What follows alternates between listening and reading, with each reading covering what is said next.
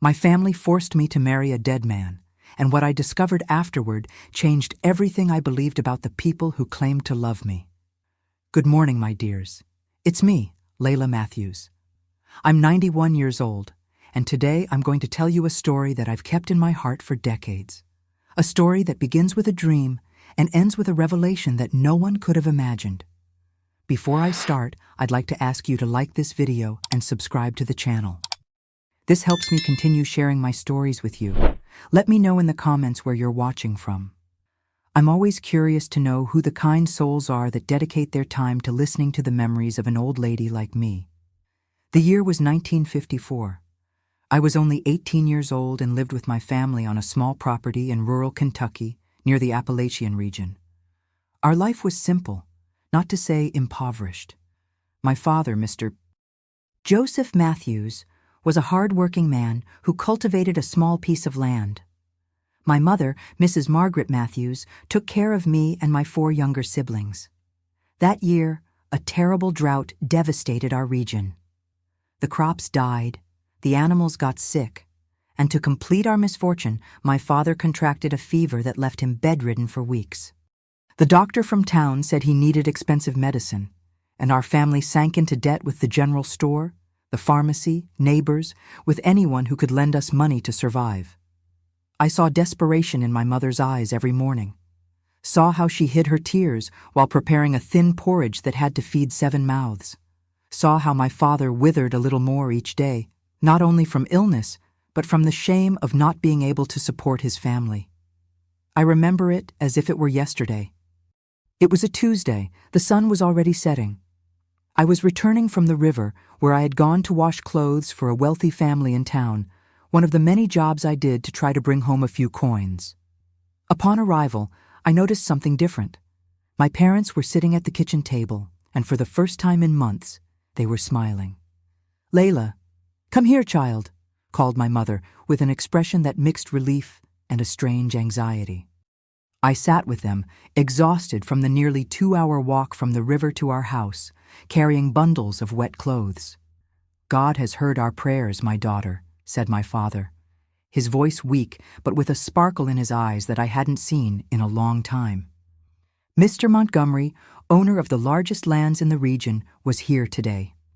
My eyes widened. The Montgomerys were practically legends in our region, owners of farms, businesses, and they even said they had influence in the state capital's politics. They rarely left their mansion on the hill, and when they did, it was in gleaming automobiles, leaving a cloud of dust wherever they went. "And what did he want with us?" I asked, unable to imagine what such a powerful man would be doing in our humble home. My mother held my hands on the table. Her hands were calloused from so much work, but at that moment they trembled with emotion. "Daughter, his son, Isaac Montgomery, has asked for your hand in marriage." I was speechless. Isaac Montgomery, the man everyone in town spoke of with reverence. They said he had studied in New York City, that he spoke foreign languages, that he wore fine clothes imported from Europe. How could he want to marry me, a simple country girl who barely knew how to read and write? "But I've never even seen him," I stammered in confusion. "He saw you, my daughter," replied my mother, "at the Easter service. He told his father he was enchanted by your modesty and beauty, and old Montgomery came personally to ask for your hand. And there's more," continued my father, leaning forward with difficulty. "He paid all our debts, all of them, daughter, and promised that we will be able to keep our farm and even receive monthly help after you're married." My eyes filled with tears. I didn't know if from joy, surprise, or fear. It was all so sudden, so unexpected. Marrying a man I had never talked to, whom I knew only from stories told by others. "But father, mother, I don't even know him. How can I marry like this?" "Daughter," my mother squeezed my hands tightly, "you know how we're suffering. Your father needs treatment. Your siblings need to eat. This is a blessing we cannot refuse." I looked at my little brothers and sisters playing in the corner of the room, unaware of the conversation that was deciding my fate. The youngest, Tommy, was only 4 years old and was so thin that his ribs showed under his patched shirt. And when When would this happen? I asked, my voice faltering. In 10 days, replied my father, on July 10th. First, you'll meet him at the Montgomery house, and then the preparations for the wedding will begin. That night, lying on the mat I shared with my 2 sisters, I couldn't sleep. On one hand, I felt afraid of the unknown, of marrying a stranger, of leaving my family. On the other, I dreamed of the possibility of a better life, not just for me, but for everyone I loved. In the days that followed, our house turned into a celebration. Neighbors who had previously avoided us because of our debts now appeared with gifts and smiles, wanting to be close to the future Mrs. Montgomery. My mother and my aunts began to prepare the best dress they could with the few fabrics we had. A cousin, who worked as a maid for a rich family, brought secretly a bit of French perfume that her employer had discarded. My father visibly improved with the medicines we could now afford. The color returned to his face, and he was even able to get up for meals. My siblings finally had enough to eat, and their laughter filled the house again. And I lived between dream and fear. I tried to imagine what Isaac Montgomery would be like up close. Would he be kind, loving? Would he respect a simple girl like me? Sometimes I caught myself smiling alone, imagining a beautiful house, healthy and well-fed children, visits to my parents bringing presents for my siblings. Other times, I woke up in the middle of the night in panic. What if he was cruel? What if he treated me like a servant? Or worse, what if he regretted it when seeing me up close, realizing I wasn't what he expected? My mother noticed my doubts.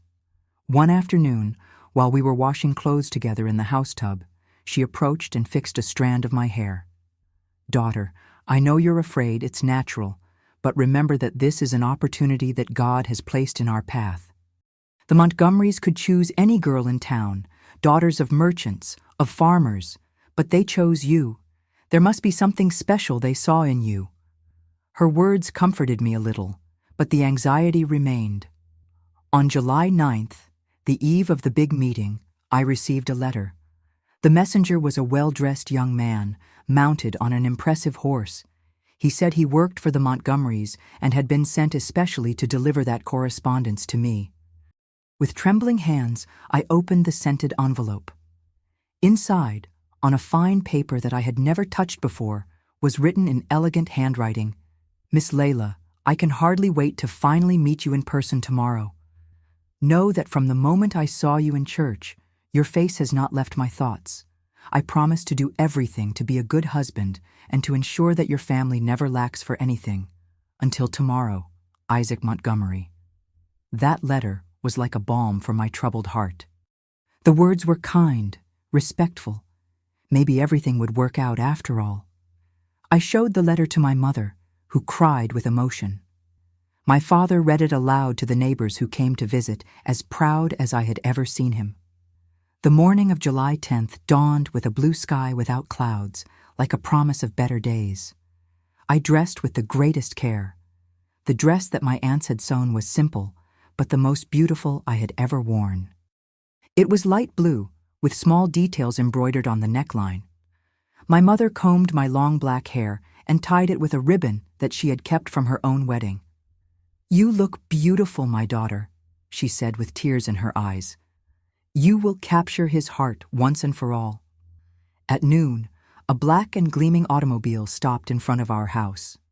The driver, a middle-aged man wearing an impeccable uniform, got out and announced that he had come to pick me up for the meeting with my future fiancé. My heart was beating so hard, I thought everyone could hear it. I hugged my parents and siblings, promised I would return soon to tell all the details, and entered the most luxurious automobile I had ever seen in my life. During the journey to the Montgomery mansion, I observed the familiar landscapes of my town through the window with new eyes, the small houses, the stores, the church. Everything seemed smaller now, as if I were already saying goodbye to that world. When we finally arrived at the Montgomery property, I was breathless. The mansion was even more imposing than they said.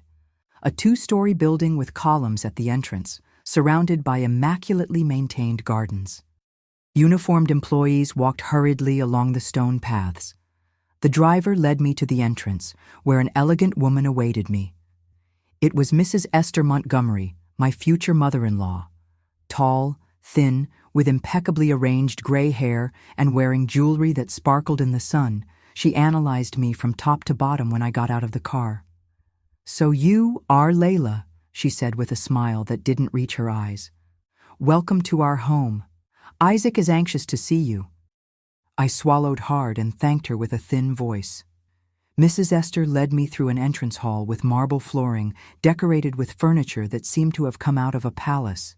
Huge paintings covered the walls, depicting people I imagined to be ancestors of the Montgomerys. We walked down a long corridor, our steps echoing in the silence. With each step, my heart accelerated more.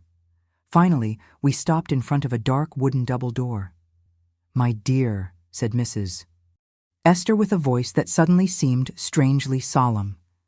"It's time to meet Isaac. He is resting, but waiting for you." That pause caused me a chill, but I attributed it to my own nervousness. Mrs. Esther opened the doors and invited me to enter. The room was dark, with heavy curtains almost completely closed. Only a few candles illuminated the environment, creating dancing shadows on the walls. In the center of the room was something that at first I couldn't distinguish. When my eyes adjusted to the dim light, my blood froze. There, on a table covered with a black cloth, was an open coffin, and inside it, my knees weakened and the world began to spin around me. Inside the coffin, dressed in an impeccable suit and with hands crossed over his chest, was a man, a dead man. "Isaac is waiting for his bride," said Mrs. Esther behind me, her voice now cold as ice. "Won't you greet your future husband?" And it was at that moment that I understood. The man I was going to marry was already dead. I don't know how long I stood there paralyzed, looking at the lifeless body of Isaac Montgomery. My thoughts jumbled as I tried to understand what was happening. I felt the ground disappear beneath my feet, and everything went dark. When I regained my senses, I was lying on a sofa in another room in the mansion.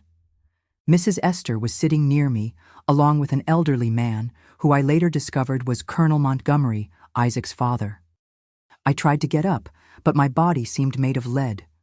"Calm down, girl," said Colonel Montgomery. His voice was as rough as gravel. "I know you must be frightened, but everything has an explanation." Tears ran down my face as I stammered disconnected questions. How? Why? What was happening?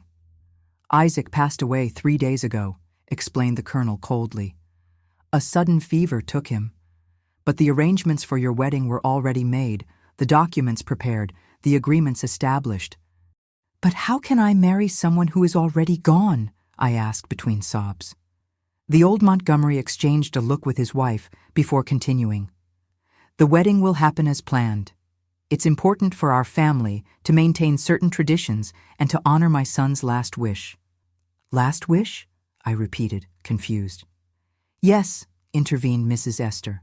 "When Isaac realized he wouldn't survive the fever, he made us promise that the wedding would happen in any case. He really was enchanted by you, girl, and wanted to ensure that you and your family would be protected even after his departure." That made no sense. How could a man who had never talked to me make such a request on his deathbed? But I was too stunned to question the logic of that story. "And my parents?" I asked. "Do they know about this?" "No," replied the colonel, "and they don't need to know for now. Tomorrow, after the ceremony, you can visit them and tell them that Isaac fell gravely ill right after the wedding. In a few weeks, we will announce his death. That way, it will be less shocking." My head was spinning. This was madness. How could they expect me to participate in such a farce? "I can't do this," I said, trying to stand up. "I need to go home. My parents must be worried." Colonel Montgomery held my arm with surprising strength for a man of his age. His eyes, previously indifferent, now burned with an intensity that made me freeze. "Listen well, girl. Your family now owes more than $10,000 to me. Money that I paid to save your father, feed your siblings, secure your roof. If you refuse this arrangement, I will not only demand every cent immediately, but I will make sure your father never finds work in this county again. Understood? My entire body was trembling. I knew well the influence of the Montgomerys. If they wanted, they could destroy my family. Dad was still weak. Mom couldn't support everyone alone, and my siblings were still too young. Please, I begged, at least let me talk to my parents, explain what happened. Impossible, cut off Mrs. Esther. The ceremony will be at midnight. Afterwards, when everything is resolved, you can visit them briefly, under our supervision. The hours that followed were a blur of horror and despair. I was taken to a room where two silent maids helped me dress in a black bridal outfit, as if I were already in mourning. My hair was tied in a severe bun, covered by a black veil. While they prepared me, I cried silently, begging God to wake me from that nightmare. But it wasn't a dream, it was real, terribly real. At midnight, as promised, I was led to the private chapel on the property. It was a small, ancient building, illuminated only by candles that projected dancing shadows on the stone walls. At the altar, Isaac's coffin was already positioned, open, displaying its occupant as in a morbid exposition. An elderly and trembling priest awaited with an indecipherable expression. Around, only about a dozen people, presumably relatives of the Montgomerys, all with faces and gazes that avoided mine. The ceremony was short and surreal. I vaguely remember repeating words they told me to say, of a ring being placed on my finger. I remember the sweet and nauseating odor that emanated from the coffin, the serene and artificial expression of the dead man they now called my husband. At some point, the priest declared us husband and wife. There was a brief silence, and then Colonel Montgomery approached me. "Now you are Layla Montgomery," he said in a low voice. "A respectable widow who will have everything she needs as long as she honors our agreement and keeps up appearances." After the macabre ceremony, I was led to a room at the back of the mansion. It was a simple room compared to the rest of the house, but still more luxurious than any place I had ever slept. There was a canopied bed, a dark wood wardrobe, a dressing table with an oval mirror, and a small window that overlooked the back garden. "This will be your room," informed Mrs. Esther. "Tomorrow, we will discuss your responsibilities as the widow of my son." She left, locking the door from the outside. I was left alone with my despair, crying until I had no more tears, praying until the words lost meaning. I didn't sleep that night. How could I? Each time I closed my eyes, I saw the pale face of Isaac Montgomery, smelled the odor of the coffin, heard the threatening words of the colonel. The next morning, Mrs. Esther entered the room with two maids who carried a tray with breakfast and several pieces of black clothing. "From today on, you will wear only mourning clothes," she declared, "as is appropriate for a widow. This afternoon, we will allow you to briefly visit your parents to explain the situation as we agreed. You will say that you married Isaac yesterday and that today he woke up very sick with the same fever that had been afflicting him for days." For how long will I need to lie?" I asked, my voice hoarse from so much crying. 2 weeks will be sufficient. Then we will officially announce my son's death. You will continue living here as his widow, receive a small allowance, and we will ensure that your family continues receiving assistance as promised. That afternoon, as promised, I was taken to my parents' house. Colonel Montgomery made a point of accompanying me to ensure I would follow the agreed script. The happiness on my parents' faces, when they opened the door for me, quickly turned to concern when they noticed my dark clothes and my worn face. Before they could ask questions, the colonel spoke up, explaining that his son had fallen gravely ill right after the wedding ceremony. "It's a mysterious fever," he said with false sadness. "The doctors are doing their best, but I fear the worst. I brought Layla for a brief visit as she was very anxious to see her family." My mother hugged me tightly, whispering words of comfort. My father shook the colonel's hand, thanking him for taking care of me and offering prayers for Isaac's recovery. My little siblings surrounded me, showing me the small presents they had bought with the money they now had. A new top, a mended dress, notebooks for school. It was the most painful visit of my life. Every hopeful smile, every word of gratitude was like a knife in my chest. I was betraying the trust of the people I loved most, participating in a cruel lie. But what choice did I have? During the visit, I noticed how my father seemed healthier, how the house now had food in the pantry, how my siblings looked cleaner and better fed. The price of their security was my freedom, and at that moment, I decided I would pay that price, however high it might be. 2 weeks later, as promised, the news of Isaac Montgomery's death was announced. There was a large public funeral with the coffin now closed due to the progression of the disease, they explained. The entire town came to pay their condolences. I was there, dressed in black from head to toe, playing the role of the inconsolable widow. My parents and siblings cried at the loss of a son-in-law and brother-in-law they had barely known. They embraced me, offering comfort, saying I could return home if I wanted. But Colonel Montgomery quickly intervened, informing everyone that I would remain in the mansion, as was appropriate for the widow of his only son. "She will be like a daughter to us now," he said with a smile that only I knew was false. "We will take care of her as Isaac would have wanted." And so began my life as the Montgomery widow.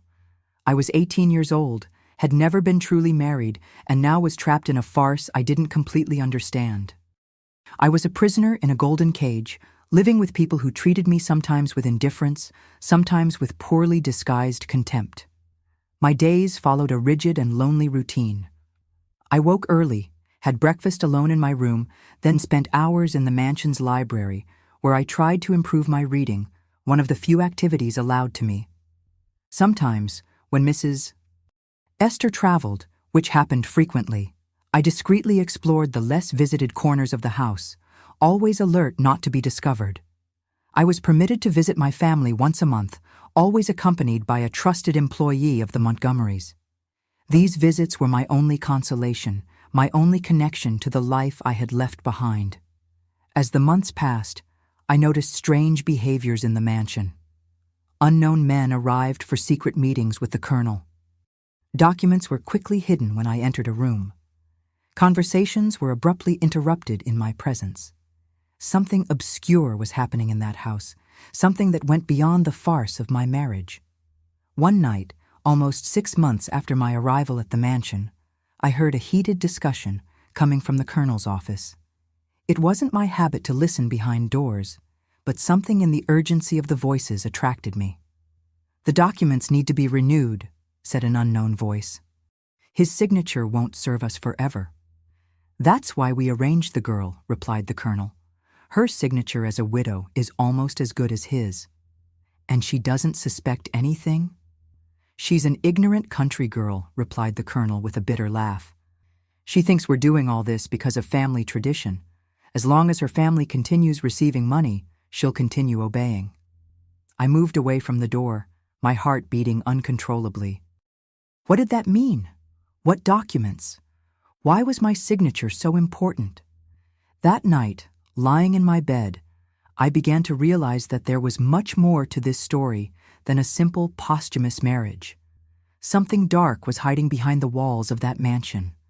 Something that involved money, power, and secrets.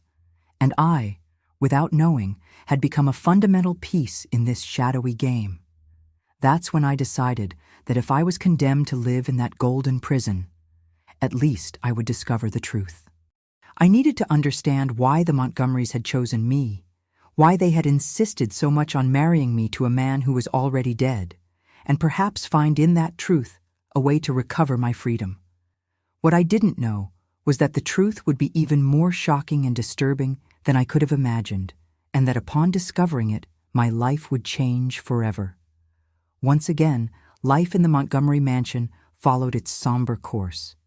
I had turned 19 in silence, without celebrations, just with a letter and a small package sent by my mother, which the butler delivered to me with evident disdain. It had been almost a year since I had been living in that farce, playing the role of widow to a man I had never known in life. With the passing of the months, I became practically invisible in that house. The employees barely spoke to me. Mrs. Esther traveled more and more, and Colonel Montgomery rarely called for me, except when he needed me to sign some document. This relative freedom within the walls of the mansion allowed me to observe and learn. I learned to move silently through the corridors. I learned which floorboards creaked and should be avoided. I learned the schedules when each room was empty, the routines of the employees, the habits of the colonel. More importantly, I learned to read better using the books from the library, a skill that my poor education had only begun. On January 5, 1955, something unexpected happened. Mrs. Esther, who had returned from one of her mysterious trips the night before, summoned me to the main office of the mansion. It was the first time I had been called to that room, the private sanctuary of Colonel Montgomery. "Layla," she said, without even raising her eyes from the papers she was organizing. "We need you to attend an event in the state capitol next month. Some business associates of the family need to meet Isaac's widow." That surprised me. In almost a year, they had never allowed me to leave town. Why now? "Why?" I asked, trying to keep my voice firm, hiding the agitation I felt inside. "Don't question, just obey," replied Mrs. Esther coldly. "A dressmaker will come tomorrow to prepare appropriate clothes. Remember what is at stake. Your family's well-being depends on your cooperation." I left the office with a buzzing mind. Why, after keeping me hidden for so long, did they want to display me publicly? What was changing?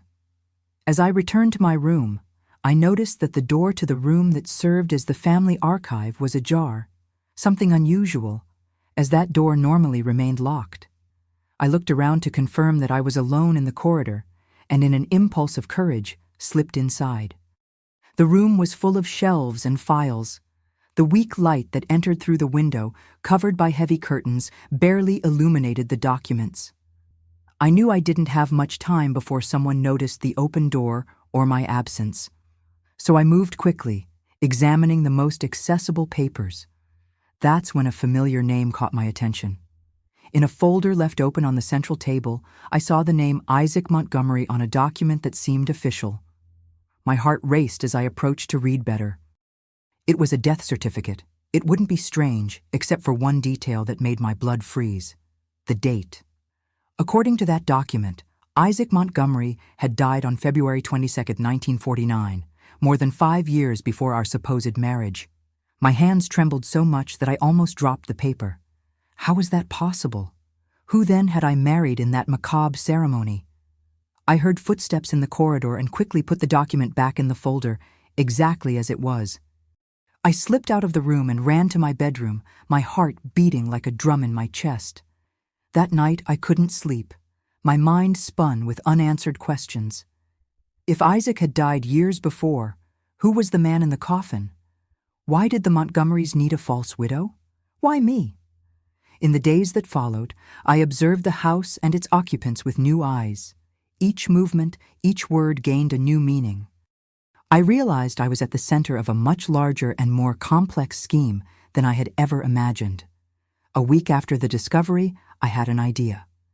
During my monthly visit to my family, I asked my mother to lend me an object of sentimental value, a small crucifix that had belonged to my grandmother. I explained that I wanted to have it with me to feel closer to them. She agreed, without suspecting I had other plans. Back at the mansion, I used the crucifix as an excuse for something more risky. I approached Mrs. Esther, who had returned from another trip. "Ma'am," I said, keeping my eyes low in a sign of respect, "I would like to visit my husband's grave to pray for his soul. I brought this family crucifix to leave with him."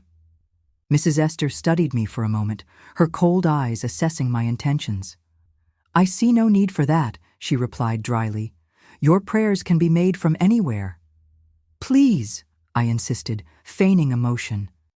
"It's been almost a year, and I haven't been able to pay my respects properly. As his widow, it's my duty." Perhaps it was the mention of the time past that convinced her. Or perhaps she just wanted to avoid raising suspicions by denying such a reasonable request. After a long silence, she nodded. "Very well. Tomorrow morning, Sebastian will take you to the cemetery. You'll have half an hour, no more." Sebastian was the driver, a taciturn man who rarely spoke, but whom I suspected was more observant than he showed. The next day, as agreed, he drove me to the municipal cemetery in complete silence. The cemetery was large and well-maintained, with tombs that reflected the same social division as the town. Sumptuous mausoleums of rich families in the central area and simple graves on the edges. Sebastian led me directly to the Montgomery family mausoleum, an imposing marble construction with carved angels guarding the entrance. "I'll wait here outside," he said, his first comment since we had left the mansion. "Don't delay." I entered the mausoleum with a racing heart. The interior was cold and silent, with marble plaques on the walls indicating the names of the deceased. I quickly went through them until finding the one I was looking for. Isaac Montgomery, 1920–1949. There it was, in marble and gold, the confirmation of what I had seen in the document. The real Isaac Montgomery had indeed died 5 years before our fake wedding. I observed the date more carefully. Deceased on February 22, 1949, in New York City. So he really had studied there, as the story said. But what had happened? I examined the plaque for more information, but there were no details about the cause of death. Beside the plaque was a framed photograph. I approached to better see the face of the man I had supposedly married. He was a young man with delicate features, with light eyes and a serious expression. Nothing like the corpse in the coffin during our wedding ceremony. I left the mausoleum deeply shaken, but determined to unravel this mystery.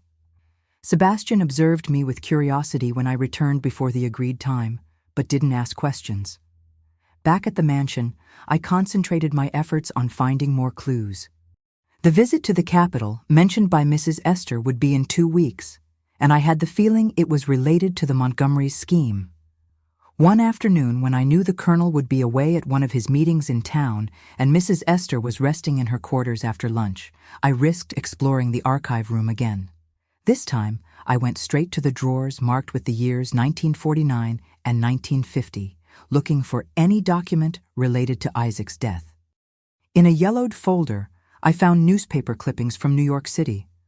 One of them briefly reported the death of a young law student, son of an influential family from the interior, in an automobile accident.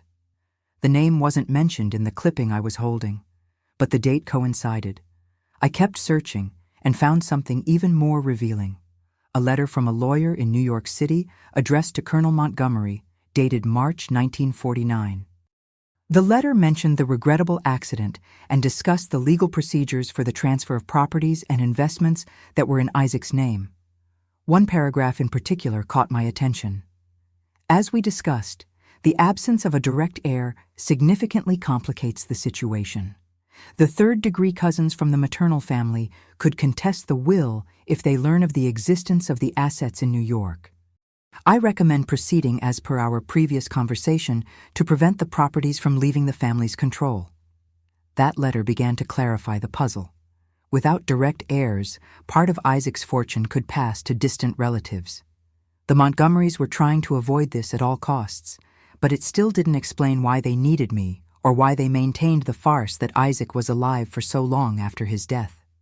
The answer came a few days later, when I found a semi-hidden document in an accounting book in the library, a place I frequented regularly without raising suspicions. It was a legal agreement, complex, that mentioned various properties and investments that generated substantial income. The document had a specific clause that made everything make sense. The aforementioned properties and investments will remain under the exclusive administration of the holder until his death, when they will pass entirely to his spouse, or, in the absence thereof, will be divided among the legal heirs, as established in the Civil Code. Finally, I understood. Isaac's most valuable properties and investments had a special condition. They could only remain entirely with the Montgomery family if he had a spouse.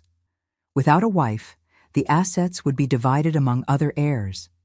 The Montgomerys had kept Isaac's death a secret for years, probably forging his signature on documents to continue controlling his properties. But this strategy had limits. At some point, Isaac's physical absence would raise suspicions, They needed a more permanent solution. And that solution was me, an official widow, legally documented, who could sign papers and represent their interests without questioning. A poor girl without formal education, grateful for the financial help to her family, who wouldn't understand the legal aspects of what was happening. The scheme was as cruel as it was brilliant. They never needed a marriage, they needed a widow. And to have a legitimate widow, they needed a documented marriage, even if with a corpse.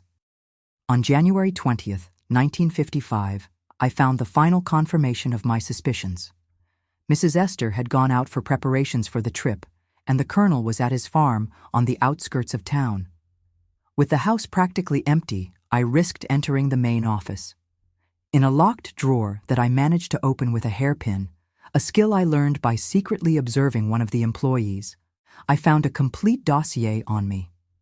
There were detailed notes about how they found me, why they chose me, and plans for the future. A handwritten note from the Colonel said, "The girl Layla is perfect, large and indebted family, no influential connections, minimal education, presentable appearance for social events when necessary. Her signature as Isaac's widow will give us legal control over the New York assets for at least 2 more decades if we manage the situation properly."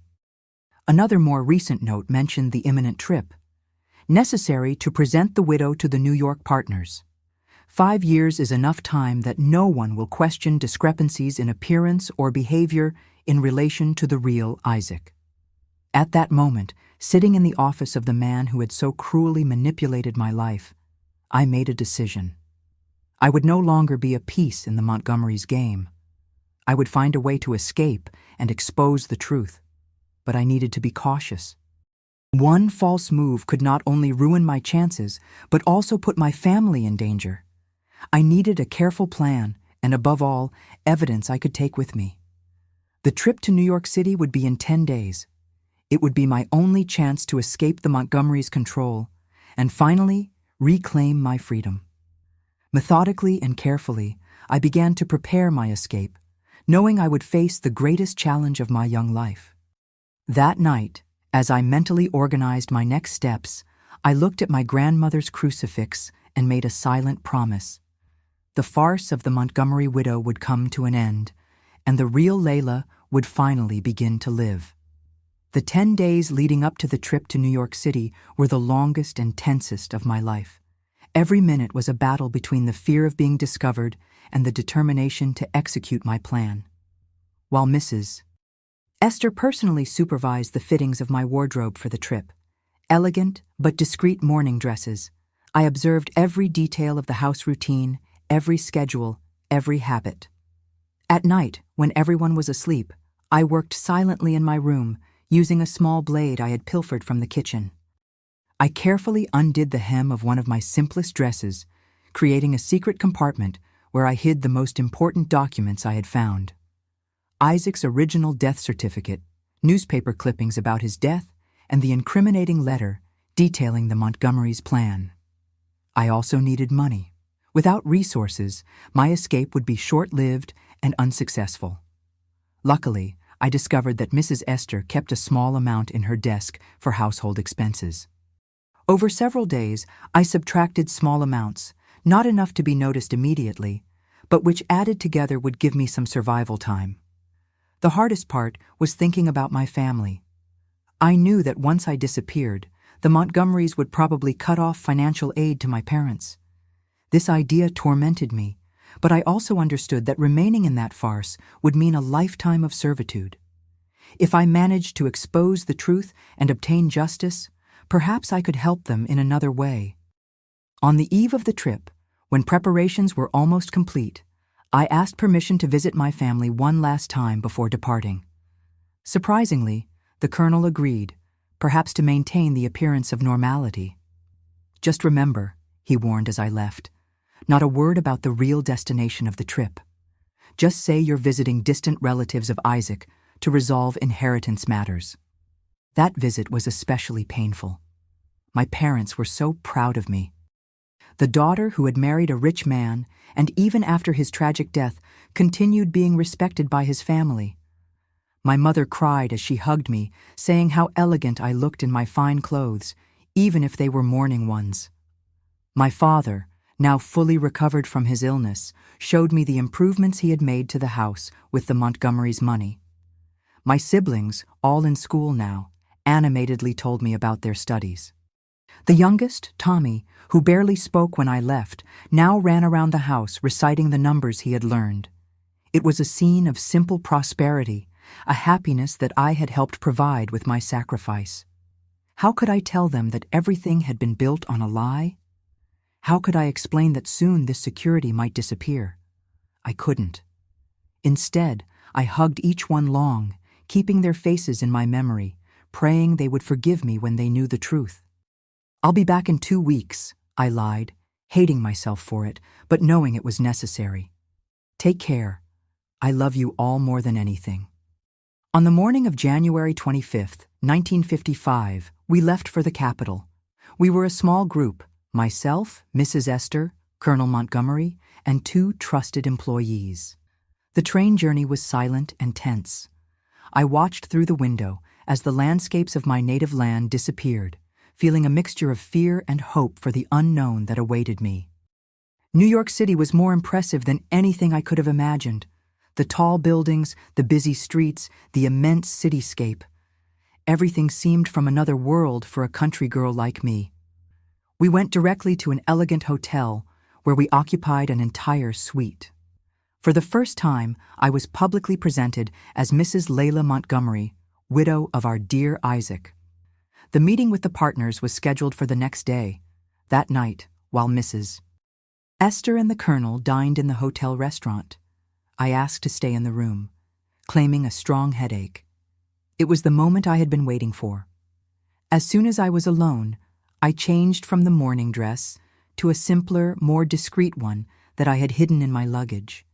I put the money and documents in a small purse. I hesitated for a moment before the mirror.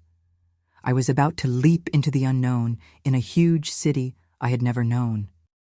But the face that stared back at me in the reflection was no longer that of the naive 18-year-old girl, but of a woman determined to reclaim her life.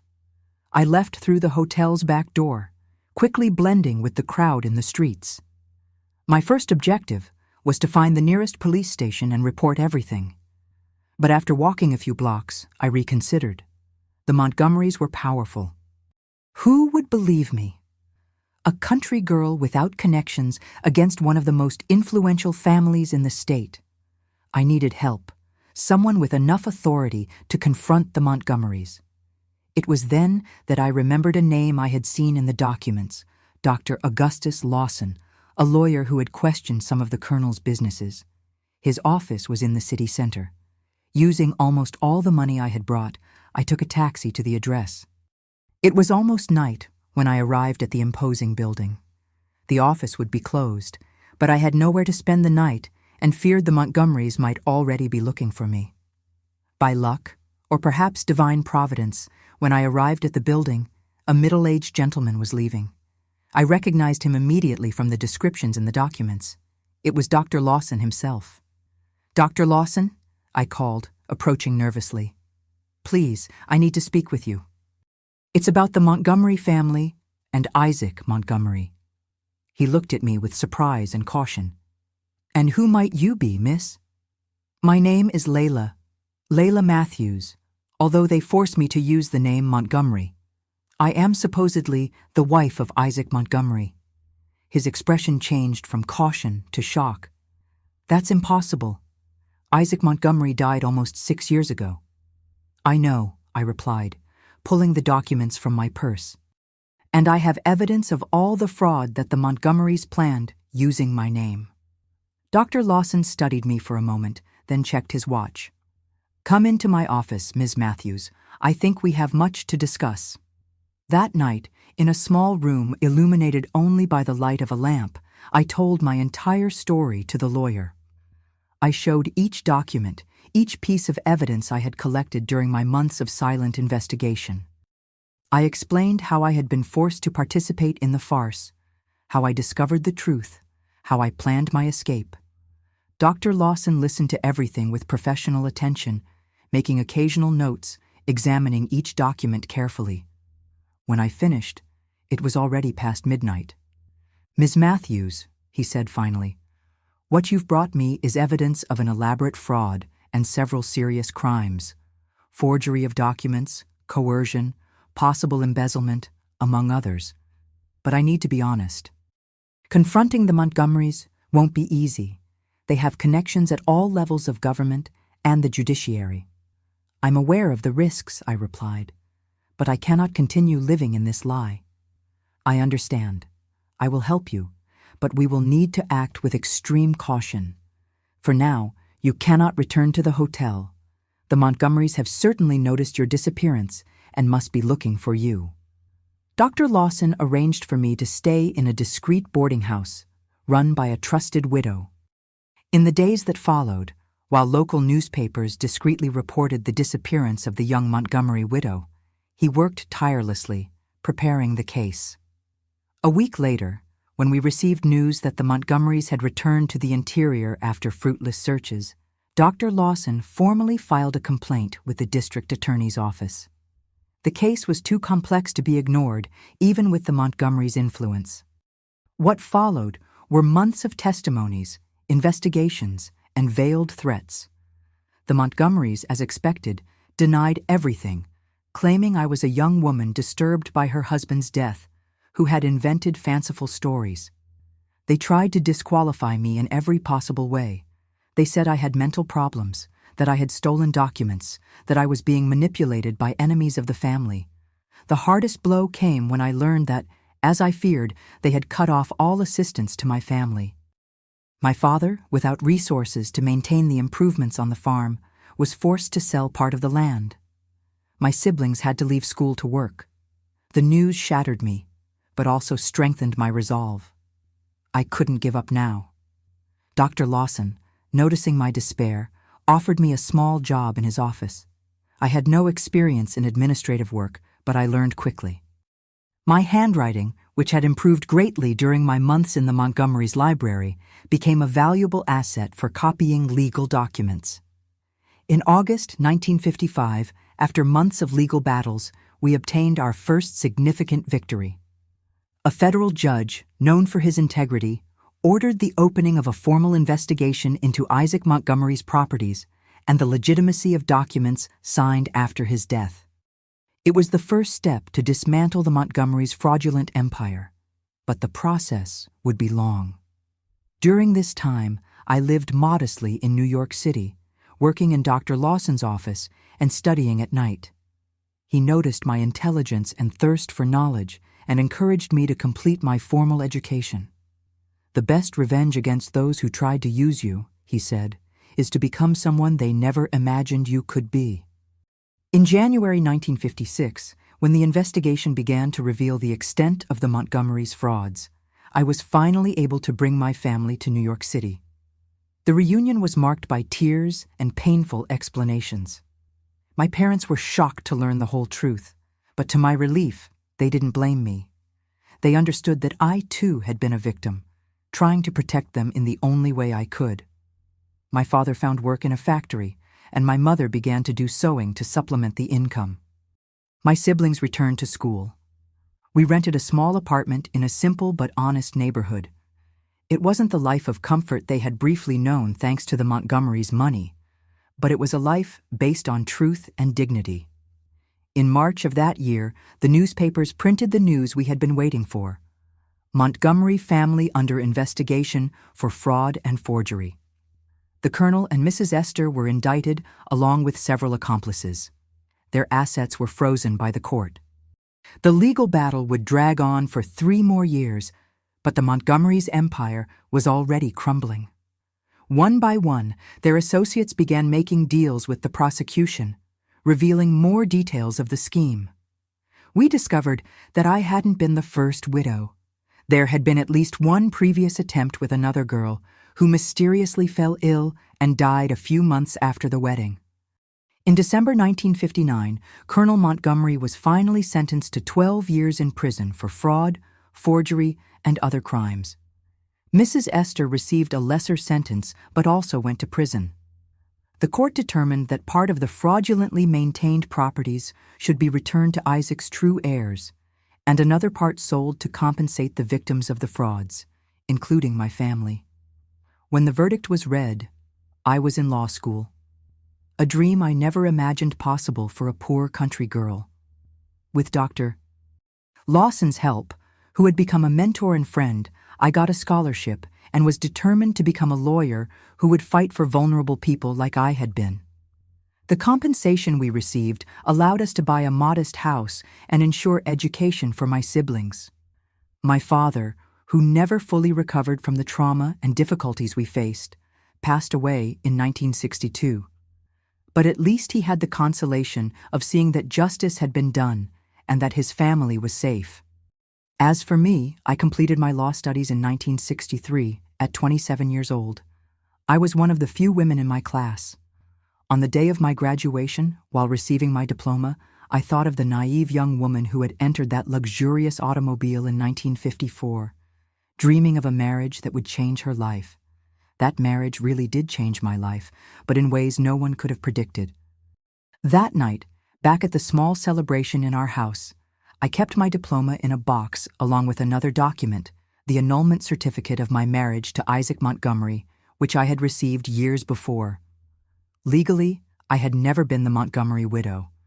I was finally just me, Layla Matthews, free, educated, and in control of my own destiny. Graduating in law was just the beginning of my true life. After years of being manipulated, I finally had the tools to fight not just for myself, but for other vulnerable people. On March 15, 1964, I opened my modest law office in a small room in the center of New York City. It wasn't luxurious, just a desk, a few chairs, and shelves for law books. But for me, it represented the greatest achievement of my life. In the first few months, clients were scarce. Who would entrust important cases to a woman lawyer, something still rare in those days? I accepted small jobs, simple consultations, anything that would allow me to gain experience and build a reputation. Nights were dedicated to studying cases similar to mine, cases of family fraud, forgeries, abuses of power. It was during this period that I met Mary Conception, a lady of almost 60 who timidly entered my office on a rainy day in July. Her story made my heart ache. She had worked for 30 years as a housekeeper for a wealthy family who had promised to leave her a small house in their will. When the employer died, the children kicked her out with nothing, claiming there was no such document. "No one wants to take my case, counselor," she said, wiping away tears. "They say it's the word of a maid against a respected family." I looked at that woman who, like me, had trusted in the promises of the powerful and made my decision. "I'll take your case, Mrs. Mary, and I won't give up until we get justice." For 6 months, I worked tirelessly, gathering witnesses, former employees, neighbors who had heard the deceased mention his desire to compensate Mary's loyalty. We faced postponements, intimidation attempts, offers of miserable settlements. We refused them all. In February 1965, when the judge ruled in Mary's favor, granting her not only the promised house, but also compensation for moral damages, I realized my true vocation. I would not just be a lawyer, but an advocate for those who, like me, had been victims of people who abused their power and position. Mary's case brought other clients, mainly women in vulnerable situations, true widows who were deceived by greedy relatives, wives who lost everything in unjust divorces, domestic workers exploited by abusive employers. Each victory brought more cases. Each case taught me more about the multiple forms of injustice that existed, especially against women. In 1967, I bought a larger house for my mother and my younger siblings, who were now all studying.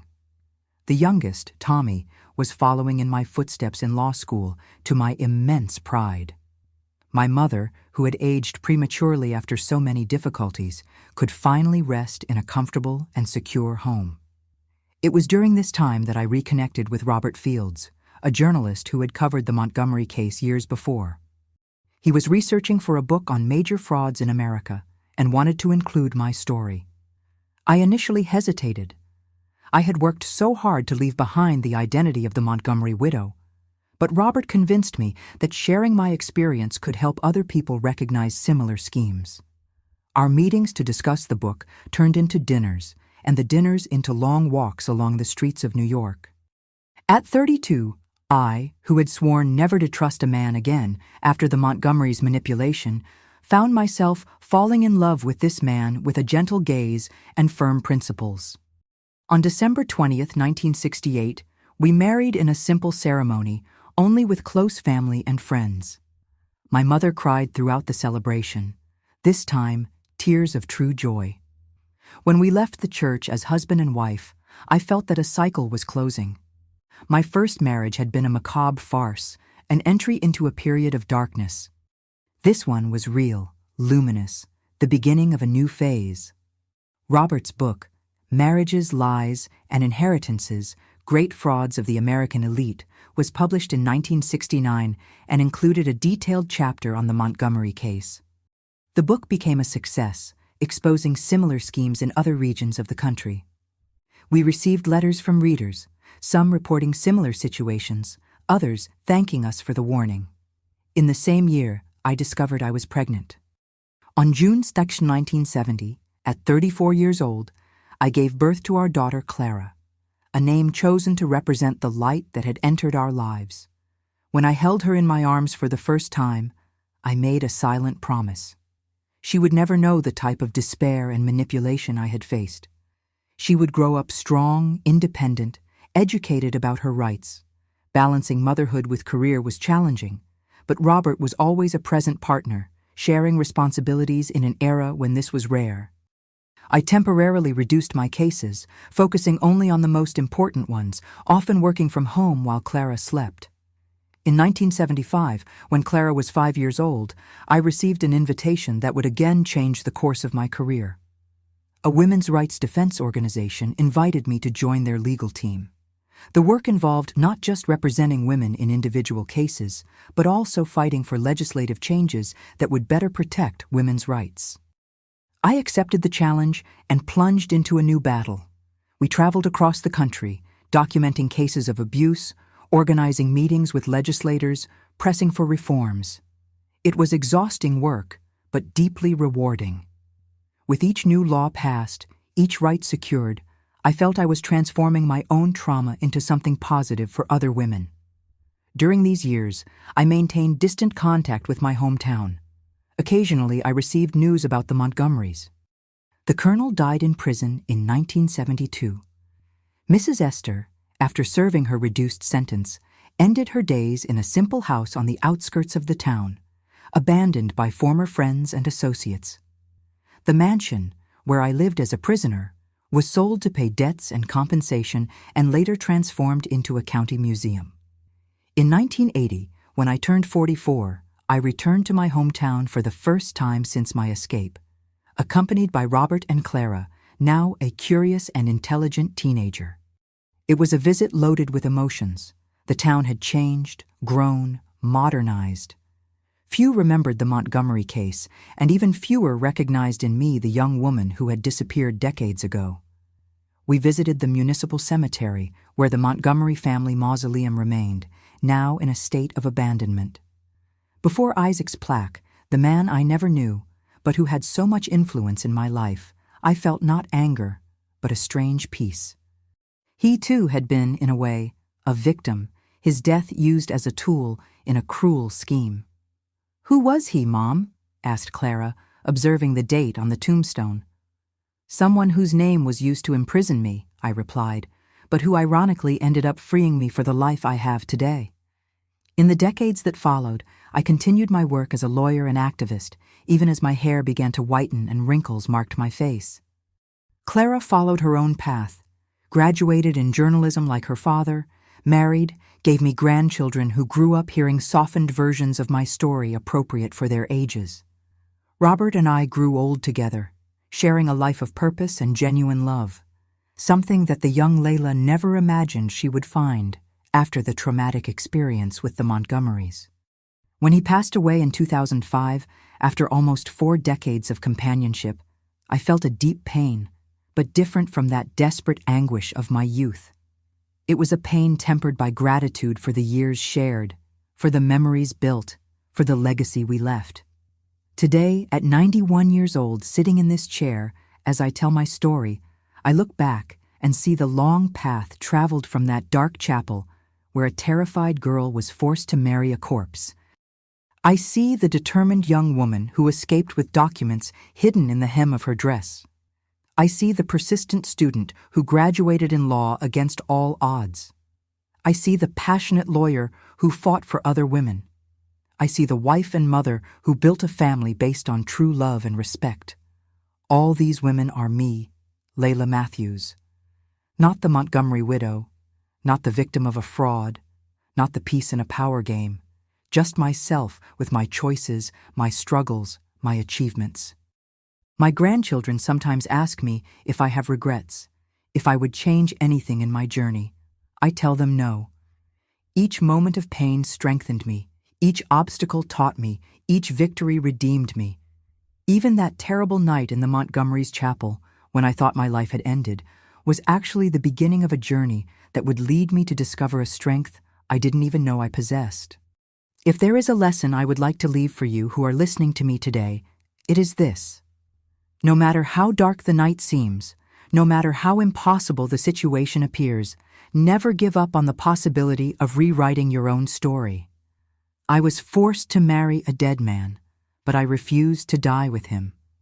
Instead, I chose to live, truly live with purpose, courage, and dignity. This is my story, not the one they tried to write for me, but the one I wrote myself, word by word, decision by decision, day by day. A story that began with a marriage to death, but that blossomed into a full, meaningful life, and above all, truly my own. My dears, if this story touched your heart, please don't forget to like this video and subscribe to the channel. Share it with someone who needs to hear a message of hope and overcoming, and tell me in the comments what most touched you in my story. I'll be back next week with more memories to share with you. Thank you very much for listening to me with so much kindness.